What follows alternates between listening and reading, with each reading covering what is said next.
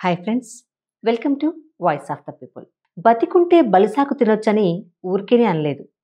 బతుకు తెరువు కోసం ఎక్కడెక్కడికో వెళ్ళినా, దేశాలు దాటినా చావాల్సి వస్తే మాత్రం సొంతూరులోనే చావాలని చాలామంది కోరుకోవడం మనం చూస్తుంటాం.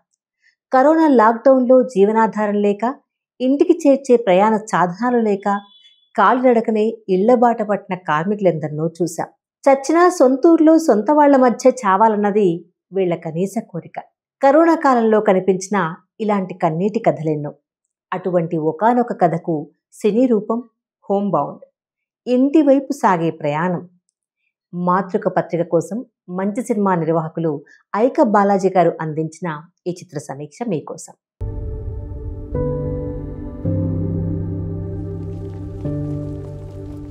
కరోనా ఫస్ట్ వేవ్ కాలంలో ఓ ఫోటో చాలా వైరల్ అయింది. 2000 మే 15న మధ్యప్రదేశ్లో శివపురి హైవే పక్కన ఒక కుర్రాడు నిస్సహాయ స్థితిలో కూర్చుని ఉన్నాడు. అతడి పేరు సయూబ్. అతడి ఒడిలో చావు బతుకుల్లో ఉన్నాడు అతడి స్నేహితుడు అమృత్ కుమార్. ఈ ఫోటో బస్రత్ పీర్ అనే రచయితను తీవ్రంగా కలిచివేసింది. కశ్మీర్పై వచ్చిన కర్ఫ్యూడ్ నైట్ రచయితగా ఈయన సుపరిచితుడు. ఈయన ఉత్తరప్రదేశ్లోని ఆ కుర్రాళ్ల గ్రామానికి వెళ్లి వారి కథను సేకరించి టేకింగ్ అమృత్ హోమ్ అనే పెద్ద వ్యాసాన్ని న్యూయార్క్ టైమ్ కోసం రాశాడు. ఆ వ్యాసమే ఈ సినిమాకు ఆధారం. అమృత్ కుమార్ ఓ దళితుడు, సయూబ్ ముస్లిం యువకుడు. వీరే ఈ సినిమాలో చందన్ కుమార్ వాల్మీకి, మొహమ్మద్ సోయబ్ అలీలుగా కనిపిస్తారు. ఈ దేశంలోనే దళితులు, ముస్లింలు ప్రతిక్షణం 1,00,000 వివక్షల మధ్య జీవన పోరాటం చేస్తున్నారు. ఈ విషయాన్నే ఉపోద్ఘాతంగా చూపిస్తూ వార్తల్లోని కథను క్లైమాక్స్ గా అల్లారు ఈ సినిమాలో. దర్శకుడితో పాటు నీరజ్, సుమిత్ రాయ్ కథారచన చేశారు. ప్రపంచ ప్రసిద్ధ దర్శకుడు మార్టిన్ స్కోర్సెసే ఈ సినిమాకు సహాయక నిర్మాతగా తోడ్పడమే కాక కథా నిర్మాణంలోనూ ఎడిటింగ్లోనూ తన సహకారాన్ని అందించారు. 10 ఏళ్ల ముందు నీరజ్ గేవాన్ మొదటి సినిమా మసాన్ కాన్ ఫెస్టివల్లో పాల్గొంది. నేడు అదే ఫెస్టివల్, అదే అన్సర్టన్ రిగార్డ్స్ విభాగంలో హోమ్ బౌండ్ సినిమా చూసిన ప్రేక్షకులు 9 నిమిషాలు స్టాండింగ్ ఓవేషన్ ఇచ్చారు.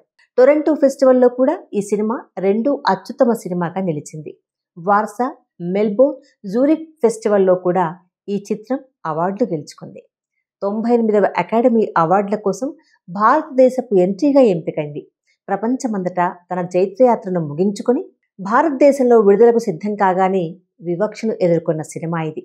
సినిమాలోని కథానాయకులు ఎదుర్కొన్నట్టు ఈ సినిమా కూడా వివక్షను ఎదుర్కొంది.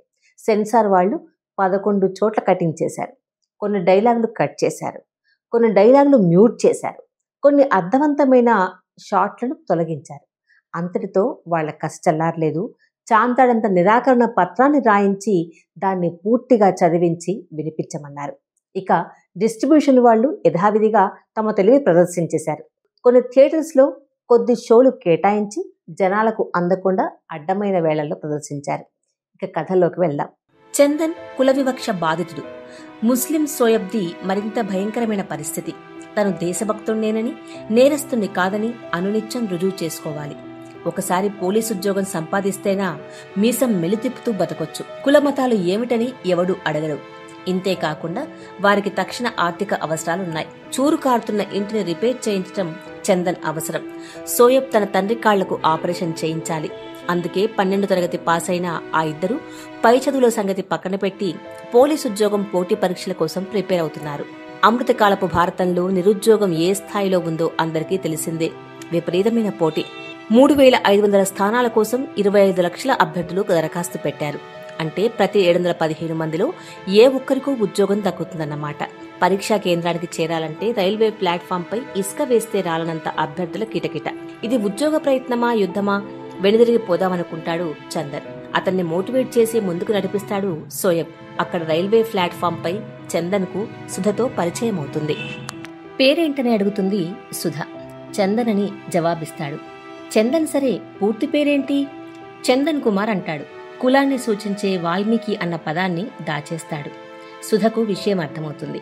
అందుకే తను సుధా భారతి అని నిర్భయంగా చెబుతుంది. వారి పరిచయం త్వరలోనే ప్రేమగా మారుతుంది. ఉద్యోగ పరీక్షల తాజా ట్రెండ్ మనకు తెలిసిందే. రాత పరీక్షలు జరిగినా వాటి ఫలితాలు రావు. వచ్చిన ఫిజికల్ టెస్ట్ ఎప్పుడో చెప్పలేం. ఫైనల్ రిజల్ట్ వాయిదా పడుతూనే ఉంటాయి. ఓపిక పట్టలేక చందన్ రిక్రూట్మెంట్ ఆఫీస్కే నేరుగా వెళ్తాడు.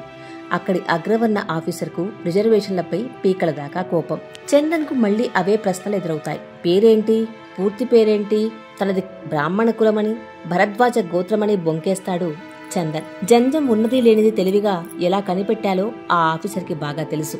రేపు ఉద్యోగం వచ్చినా అక్కడ కూడా తనతో చీపురుతో తుడిచే పనులే చేయిస్తారని చందన్ భయం. అందుకే జనరల్ కేటగిరీలో అప్లై చేస్తుంటాడు చందన్. ఈ సినిమా దర్శకుడు కూడా అగ్రవర్ణమయ సినీ ప్రపంచంలో తన కులం గురించి ఎవరికీ చెప్పేవాడు కాదట.